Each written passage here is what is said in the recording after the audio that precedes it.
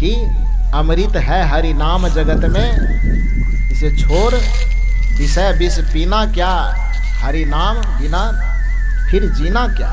ये हरि नाम के बिना संसार में जीना क्या है। ये विषय जो है यह विष है। संसार की संपदा आवश्यक है हमारे जीवन जीने के लिए, लेकिन उससे भी ज्यादा आवश्यक है कि इस आत्मा को पुष्ट करने के लिए जो धन है उस धन को अर्जित करना।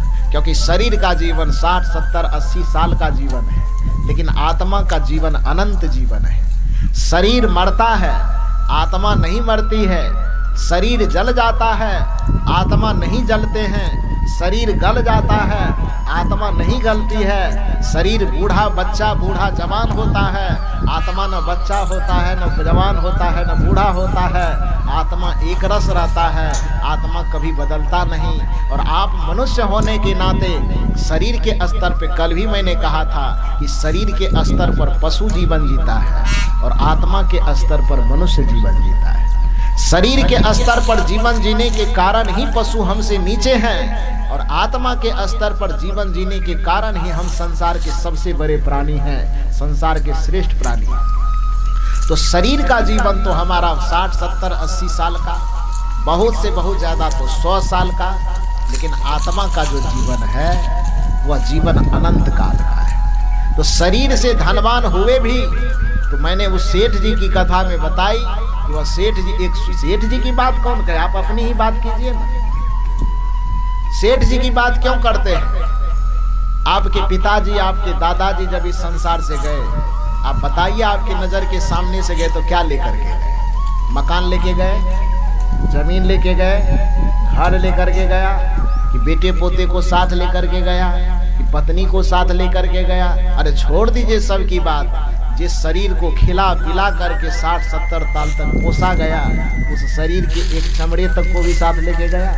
नहीं लेके गया। जीवन का हकीकत यही है। तो जब इस संसार से कमाई हुई कोई भी चीज, संसार से अर्जित कोई भी चीज संग में नहीं जा सकता, तो ये 60, 70 साल के जीवन के लिए आत्मा को भिखारी क्यों बना रहे हैं? आत्मा को कंगाल क्यों बना रहे हैं?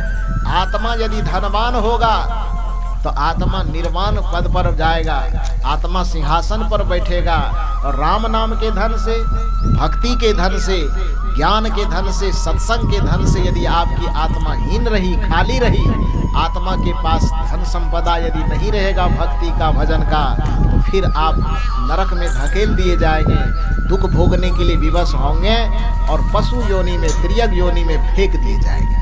इसलिए कबीर साहब ने कहा, लख 84 भरम की, 1,84 योनि भटकने के बाद ये सुंदर जीवन आपने पाया है आत्मा का धन कमाने के लिए। पशु को ये सौभाग्य नहीं है कि वह आत्मा का धन कमा सके। कबीर साहब कहते हैं, लख 84 भटक के पौ पर अटका आय, अब की पासा ना पड़े फिर 84 जाए।